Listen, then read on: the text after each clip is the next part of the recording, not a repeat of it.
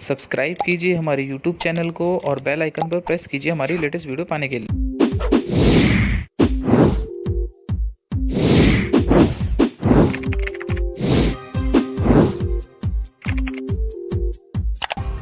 नमस्कार दोस्तों, मेरा नाम है श्रवण और आप सभी का स्वागत करता हूं मैं अपने यूट्यूब चैनल पर।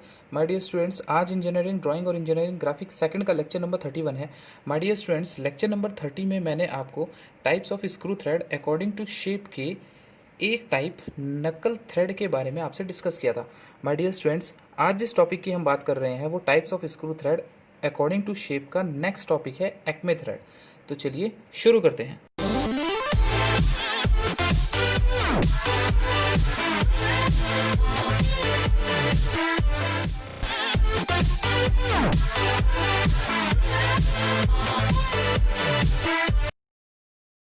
ऑलराइट स्टूडेंट्स, तो आज जिस टॉपिक की हम बात कर रहे हैं वो types of screw thread according to shape का एक्मे थ्रेड है। इससे पहले वाला जो लेक्चर था मेरा लेक्चर नंबर 30, उसमें मैंने आपको नकल थ्रेड के बारे में बताया था। अगर आपने वो वीडियो नहीं देखी, बटन पर प्रेस करके आप वो वीडियो देख सकते हैं। तो चलिए शुरू करते हैं। फर्स्टली हम क्या करते हैं माय डियर स्टूडेंट्स, हम एक रेफरेंस लाइन क्रिएट करते हैं। ऑलराइट, तो सबसे पहले हम एक रेफरेंस लाइन ले लेते हैं 2H पेंसिल से। ऑलराइट, देन अब हम इसके बाद इसकी पिच लेते हैं। जैसे कि हम हर थ्रेड्स के अंदर एक पिच मानते हैं। सपोज दैट हम पिच मान लेते हैं 40 mm। ऑलराइट, देन अब माय डियर स्टूडेंट्स, इस रेफरेंस लाइन से नीचे हमें एक डेप्थ में एक और रेफरेंस लाइन लेनी होगी, जिसकी अगर हम डेप्थ की बात करें, this is the 0.5 P plus 0.25 mm. Alright, then 0.5 into P is the 40 plus की 0.25, then depth is 20 plus 0.25, then depth is 20.25 mm. Alright, then अब इस रेफरेंस लाइन से हम 20.25 mm नीचे आ जाते हैं। थोड़ा सा मैं इसको बढ़ा लेता हूँ आगे। ऑलराइट, देन 20.25 mm नीचे आ जाते हैं। 20 लाइक दिस। ऑलराइट, तो 20 mm पर मैं 20.25 mm पर मैं एक और रेफरेंस लाइन क्रिएट कर लेता हूँ लाइक दिस।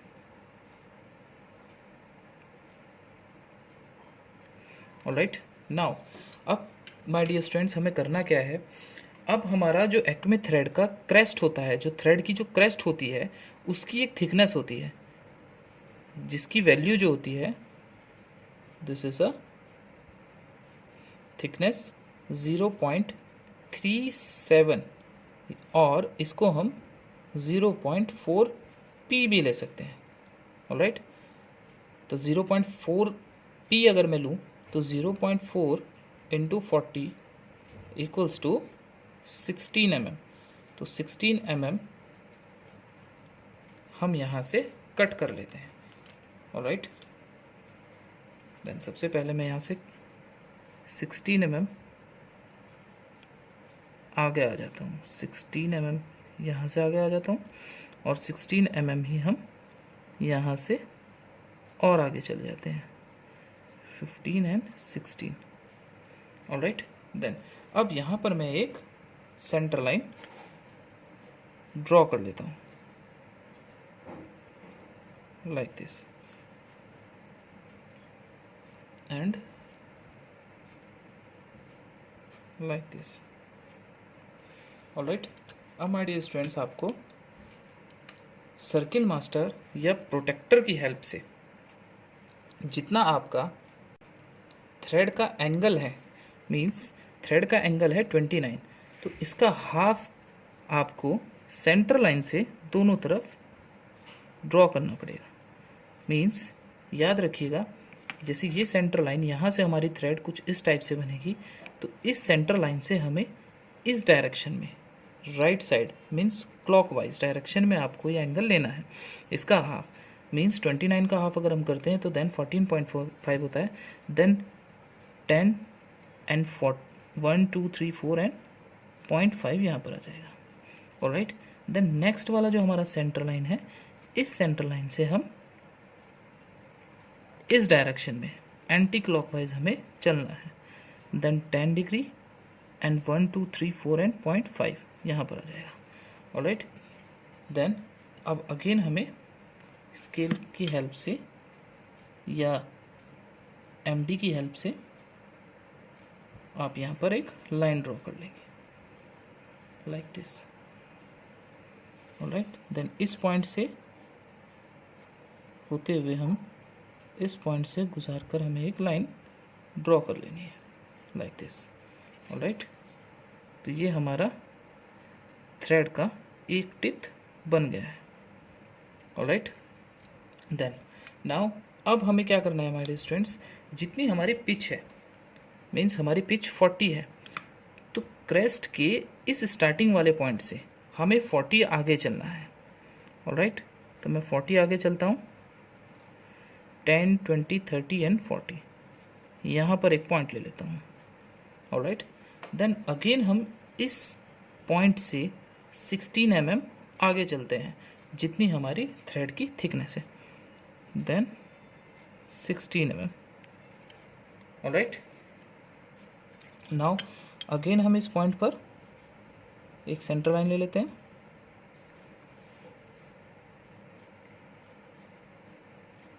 और जो प्रोसेस हमने यहाँ पर किया था सेम वही प्रोसेस हम यहाँ पर भी करते हैं, सेम।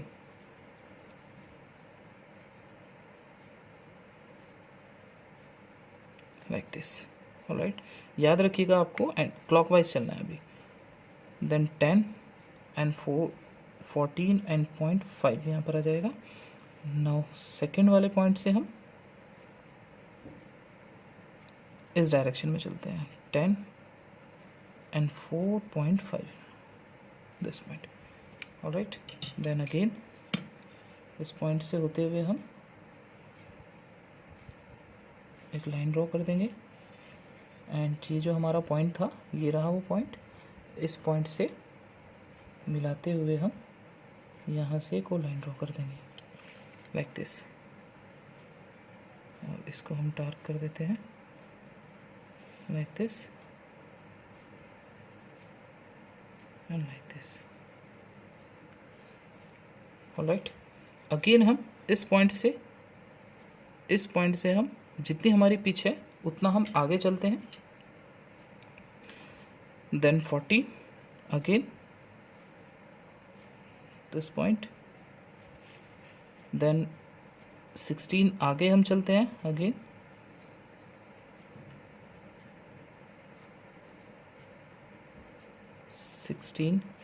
यहाँ पर अगेन हम सेंटर लाइन ले लेते हैं,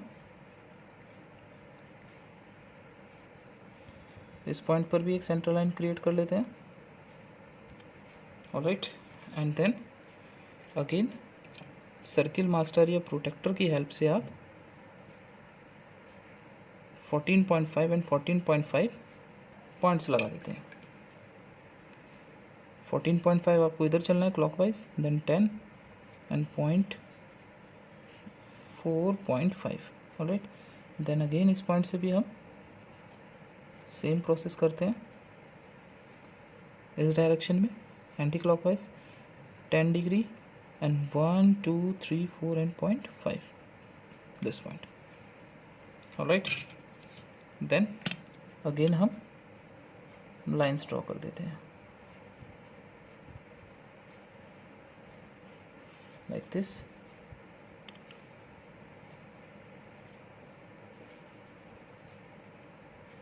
एंड लाइक दिस, और इसको ऐसे मिला देते हैं, इन दोनों पॉइंट्स को भी हम मिला देते हैं। ऑलराइट, देन अगेन हम वही प्रोसेस करते हैं, जितनी हमारी पीछे उतनी आगे चलते हैं,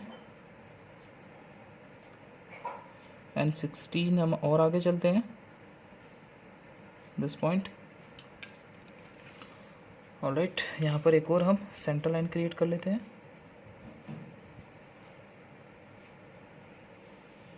इस पॉइंट पर भी एक सेंटर लाइन क्रिएट कर लेते हैं,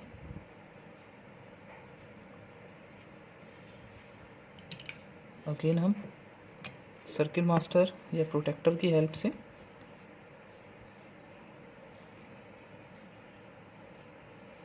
एंगल ले लेते हैं 14.5 and 10 and 14.5 this one.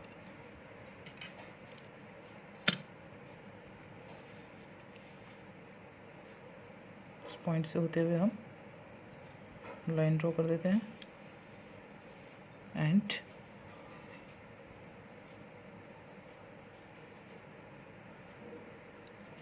इस पॉइंट से भी हम लाइन ड्रॉ कर देते हैं लाइक दिस। ऑलराइट, और इनको आपस में हम इस टाइप से मिला देते हैं। तो यहाँ पर हमारा ये नकल थ्रेड का कुछ थ्रेड्स मैं आपको यहाँ शो कर देता हूँ। बेसिकली नकल थ्रेड का यूज़ एक्मे थ्रेड का यूज़ लेथ मशीन की जो स्पिंडल होता है नीचे, लीड स्क्रू जो होता है, लीड स्क्रू जिसकी सहायता से हम थ्रेड्स को कट करते हैं, वहाँ पर जनरली ये बनी होती हैं। इनके यूज़ से हम थ्रेड्स की कटिंग के लिए फीड देते हैं। ऑलराइट, तो नीचे एक लीड स्क्रू होता है, एक फीड रॉड होता है। तो जो लीड स्क्रू होता है उसमें ये बेसिकली कटी होती है।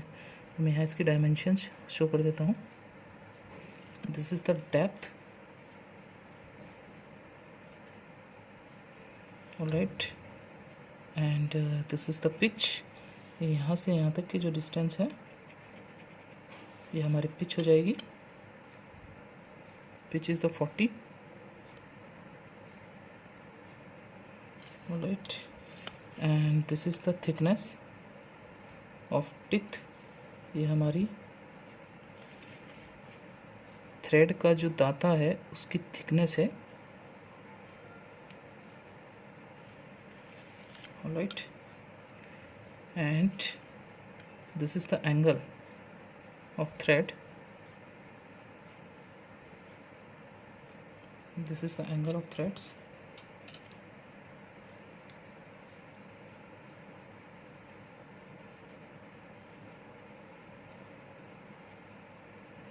This is the pitch.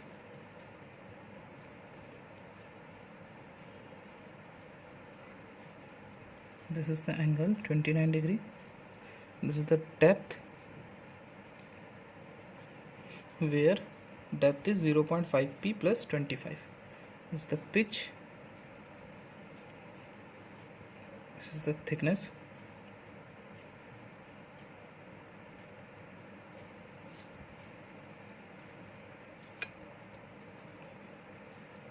Alright, then यहाँ पर मैं इसकी हैचिंग्स लाइन ड्रॉ कर देता हूँ।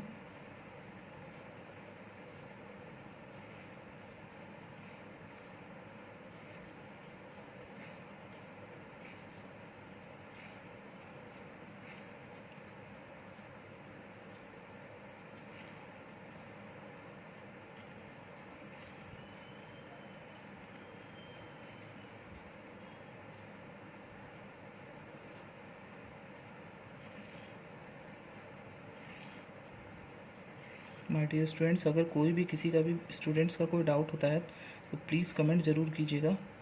वीडियो को ज़्यादा से ज़्यादा शेयर कीजिए ताकि और भी स्टूडेंट्स अपने डाउट्स क्लियर कर सकें।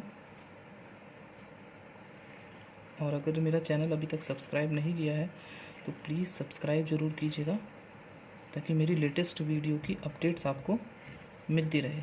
और सब्सक्राइब के बराबर में जो बेल आइकन का बटन है उस पर भी आप प्रेस कर दीजिएगा ताकि जो भी मैं नई वीडियो आपको अपलोड करूं उसकी अपडेट्स आपको मिलती रहे। जितने भी मैं ये हैचिंग लाइंस ड्रॉ कर रहा हूं ये सभी आपको 2H पेंसिल से ड्रॉ करनी है। और इनका जो मोस्टली एंगल रखा जाता है वो 45 डिग्री रखा जाता है।